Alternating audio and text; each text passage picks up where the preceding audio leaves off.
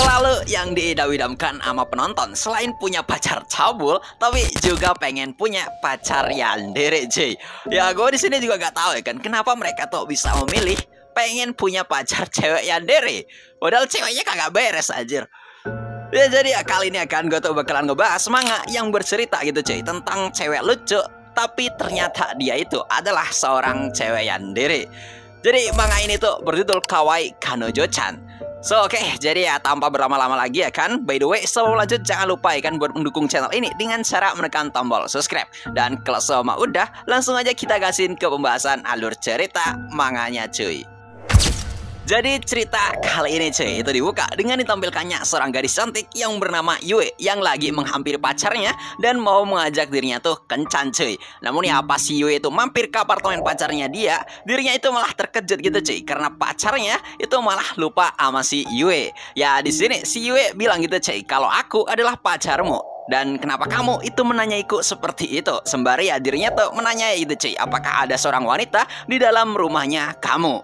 Dan di sini si Yue itu baru menyadari gitu cuy, kalau ternyata sepertinya si Yue itu salah masuk ke apartemennya orang. Dan di sini si Yue baru menyadari gitu cuy, kalau ternyata apartemen tersebut itu adalah milik tetangganya pacarnya. Dan dirinya itu sedang salah mengira gitu cuy, karena ya dirinya itu sekarang nggak lagi pakai lensa kontak. Nah, beberapa hari setelahnya gitu cuy, si MC di sini bilang gitu, kalau udah seminggu dirinya tuh mendengar suara orang pindahan di sebelah apartemennya. Dan tiba-tiba pas berpikiran kayak demikian ya kan, si MC itu dikejutin gitu cuy sama suara ketukan pintu yang ternyata itu dari pacar tetangganya yang kemarin tuh salah mengira kalau si MC itu adalah pacarnya dia. Nah, di sini gitu cuy, si MC yang bingung sama kedatangan wanita ini, di sini tiba-tiba si MC itu disapa gitu cuy sama si Yue, dan si Yue di sini ngejelasin kalau kedatangannya dia kemari itu adalah untuk meminta maaf. Dan di sini si Yue itu juga menceritakan gitu cuy, kalau dirinya itu baru aja diputusin sama pacarnya karena pacarnya itu sudah berselingkuh dan membawa wanita lain ke dalam rumahnya dia. Ya di sini si MC bilang gitu cuy, pria macam apa yang udah ngelakuin hal buruk kepada gadis cantik seperti dirimu? Dan ya gara-gara ucapan ini akan si Yue itu bilang gitu cuy, kalau dirinya itu udah gak memperdulikan soal pacarnya dia, dan dirinya kemari itu ingin meminta maaf akan hal yang udah dilakuin dirinya. Sembari di sini si Yue itu ngasih tahu gitu cuy, kalau dirinya itu pengen ngasihin kue buat dicoba sama si MC karena ya sebagai permintaan maaf darinya. Ya di sini si MC yang merasa iba ya kan, itu di sini nyuruh si Yue gitu cuy buat masuk ke dalam rumahnya karena dia tuh pengen buatin teh untuk si Yue. Dan ya di sini ya si Yue yang mendengarkan hal ini itu sangat bahagia gitu cuy, dan pada akhirnya mutusin buat mampir ke rumahnya si MC. Ya meskipun di sini seperti yang lu bisa lihat gitu cuy, kalau semua kedatangan si Yue itu sebenarnya punya niatan terselubung. Nah, di sini gitu cuy, pas si MC itu nyuruh si Yue buat nyantai di rumahnya dia, si MC itu di sini menawari si Yue gitu cuy, apakah dirinya itu mau mencicipi kue buatannya dia juga. Dan di sini ya si Yue bilang itu enggak menolak gitu cuy. Cuman ya di sini si MC sadar gitu cuy, kalau si Yue tadi itu manggil namanya dia, yaitu Ikuto-kun. Ya di sini ya si Yue yang sempat panik ya kan, dirinya bilang gitu cuy, kalau dia itu tahu namanya si MC dari kotak suratnya dia.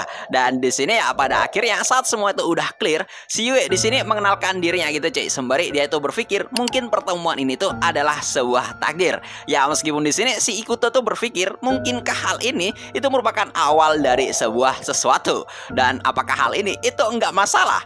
Meskipun ya di sini si Ikuto tuh berpikir nih cewek itu datang ke sini dan dia itu adalah mantan dari pacar tetangganya. Ya menghiraukan semua hal tadi ya kan, pada akhirnya si Ikuto itu mutusin buat makan kue buatannya si Yue cuy. Ya di sini si Ikuto itu merasa gugup gitu cuy, karena ya si Yue itu lagi ngeliatin dirinya. Meskipun ya di sini si Yue itu cuman pengen tahu gitu cuy, apakah kue buatan dia itu cocok dengan seleranya si Ikuto-kun atau enggak. Dan di sini gitu cuy, pada saat si Ikuto tuh udah mencoba kue buatannya si Yue, dirinya bilang gitu kalau kue buatannya itu enak.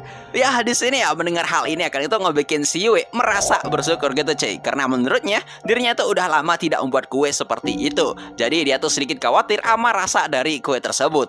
Cuman ya elah dalah, di sini ya pas dimakan sama si Ikuto, di sini si Ikuto itu malah mulai kehilangan kesadarannya cuy. Sembari ya di sini dirinya mulai berpikir kalau dirinya itu sedang merasakan sesuatu yang lembut dan hangat. Dan beneran aja ternyata di sini si Ikuto yang baru sadar itu malah tidur di pangkuannya si Yue. Sembari ya si Yue itu bilang kalau mungkin aja si Ikuto itu sedang kelelahan. Dan ya di sini ya si Ikuto itu minta maaf gitu cuy sama si Yue. Cuman ya si Yue itu nggak mempermasalahkan akan hal ini. Dan malah di sini dirinya tuh malah menggoda si Ikuto gitu cuy dengan bilang kalau wajahnya si Ikuto pas lagi tidur itu lucu banget. Nah, di sini gitu cuy, karena hari itu udah mulai beranjak malam ya kan. Di sini si Yue itu mutusin buat izin balik dari rumahnya si Ikuto. Cuman ya di sini si Yue bilang gitu cuy, apakah dirinya itu boleh mampir lagi ke rumahnya si Ikuto? Ya di sini ya si Ikuto tanpa basa-basi bilang ya kan kalau tentu aja si Yue itu boleh mampir ke rumahnya dia lagi. Dan pada akhirnya si Yue pergi gitu cuy, sembari bilang kalau sampai jumpa di lain waktu. Nah, sehabis si Yue itu balik cuy. Di sini si Ikuto itu mulai menyadari sesuatu. Kalau seisi rumahnya dia itu udah dibersihin sama si Yue dan dirinya itu merasa kagum akan hal itu. Cuman di sini si Ikuto itu nggak sadar gitu cuy. Kalau ya sebenarnya sebab kenapa si Ikuto tiba-tiba tertidur itu dikarenakan si Yue yang pengen mengambil kunci rumahnya si Ikuto. Gila anjir kata gue di sini. Ini si Yue sampai rela ngelakuin hal ini gitu cuy. Wah. Nah, di keesokan harinya cuy, kita di sini diliatin gitu sama si Yue yang malah lagi nyuciin bajunya si Ikuto. Sembari ya di sini dirinya tuh lagi kegirangan gitu cuy, karena ngelihat cowoknya si Ikuto yang baru aja dia cuci. Ya di sini si Yue yang sepertinya udah nggak tahan lihat baunya si Ikuto, di sini dirinya bilang gitu cuy, kalau dirinya itu pasti bakalan menjadi pacarnya si Ikuto yang sempurna gitu cuy. Dan panel cerita itu ditutup sama si Ikuto yang heran siapa yang udah nyuciin bajunya dia. Bahkan ya di sini dia tuh sempat menanyakan hal ini kepada ibunya. Cuman ya di sini ibunya tuh nggak tahu gitu cuy siapa yang nyuciin bajunya si Ikuto. Dan ya di sini ya si Ikuto di sini tuh sedikit menyinggung gitu cuy tentang kunci duplikat rumahnya dia. Karena ya di sini yang punya kunci duplikat itu ya cuman si Ikuto dan sama Ikuto itu disembunyiin gitu cuy. Nah, cerita berlanjut cuy. Seusai si Yue itu pulang dan si Ikuto itu pada akhir heran sama seisi kamarnya dia, di sini ternyata gitu cuy. Si Yue itu saking keponya sama si Ikuto, sepertinya si Yue itu di sini sengaja memasang alat penyadap di rumahnya si Ikuto. Cuman buat ngebikin dirinya itu sejam-senyum sendiri ngelihat reaksinya si Ikuto sehabis pakaiannya dia itu dicuciin sama dirinya anjir. Gelo lah kata gue di sini. Apa karena saking cintanya ya kan dia tuh sampai ngelakuin hal yang kayak gini? Ya gue di sini kagak paham gitu cuy. Sama pola pikirnya cewek yandere. Aneh kata gue sih. Nah, di keesokan harinya gitu cuy. Kita di sini diliatin sama si Yue yang lagi ngestalkerin si Ikuto sembari ya di sini dia tuh nyolong kesempatan buat mengambil fotonya si Ikuto. Namun ya di sini gitu cuy, pas lagi di posisi kayak demikian, si Yue di sini itu malah digodain sama beberapa pria yang mau ngedekatin dirinya. Cuman ya di sini si Yue itu langsung ngeluarin mode yandirenya dan dia itu bilang gitu cuy kalau dia itu lagi menunggu orang yang dia cintai. Sampai ya di sini itu ngebikin para pria tadi yang mau ngedeketin dirinya itu ketakutan gitu cuy. Karena ya dia itu merasa dari perawakannya si Yue itu rada berbahaya gitu cuy. Nah, di sini gitu cuy. Ternyata si Yue yang dari tadi itu ngendep-ngendep sembunyi-sembunyi ya kan, itu dikarenakan dirinya lagi nungguin si Ikuto balik kerja. Cuman buat ngebikin dirinya itu disapa sama si Ikuto dan ngebikin sebuah rangkaian kejadian yang ngebikin dirinya itu kayak tiba-tiba aja ditabrak sama si Ikuto dan ditolongin sama si Ikuto cuy. Sembari ya di sini dirinya tuh bilang, "Ah, kebetulan banget kita bertemu." Buset lah. Sembari ya di sini ya si Yue itu juga ngejelasin gitu cuy kalau dirinya itu habis dari belanja untuk kebutuhan tokonya. Ya di sini si Yue sempat salting gitu cuy gara-gara tangannya dia itu dipegang sama si Ikuto. Namun ya di sini gitu cuy si Yue itu malah dibuat kesal gitu karena dirinya di sini itu malah mendengar suara gadis yang memanggil namanya si Ikuto dengan sebutan senpai. Ya di sini kita sebut saja wanita ini tuh Jalang anjir. Biar ceritanya itu seru gitu ya kan. Ya di sini gitu cuy, gara-gara ngelihat si Jalang yang satu ini yang lagi ngeganggu jalannya rencana si Yue itu tampak kesal banget gitu cuy. Mana ya dia itu tiba-tiba datang dan nanyain apakah gadis ini yaitu si Yue itu adalah pacarnya si Ikuto atau enggak.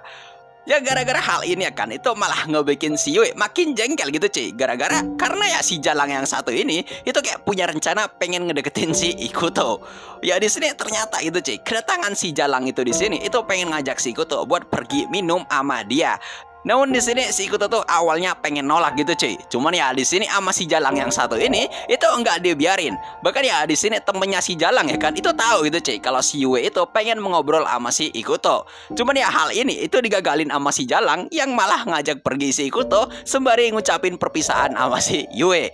Dan panel cerita itu ditutup dengan si Yue yang sepertinya itu bakalan sabung ayam sama si wanita Jalang yang satu ini cuy.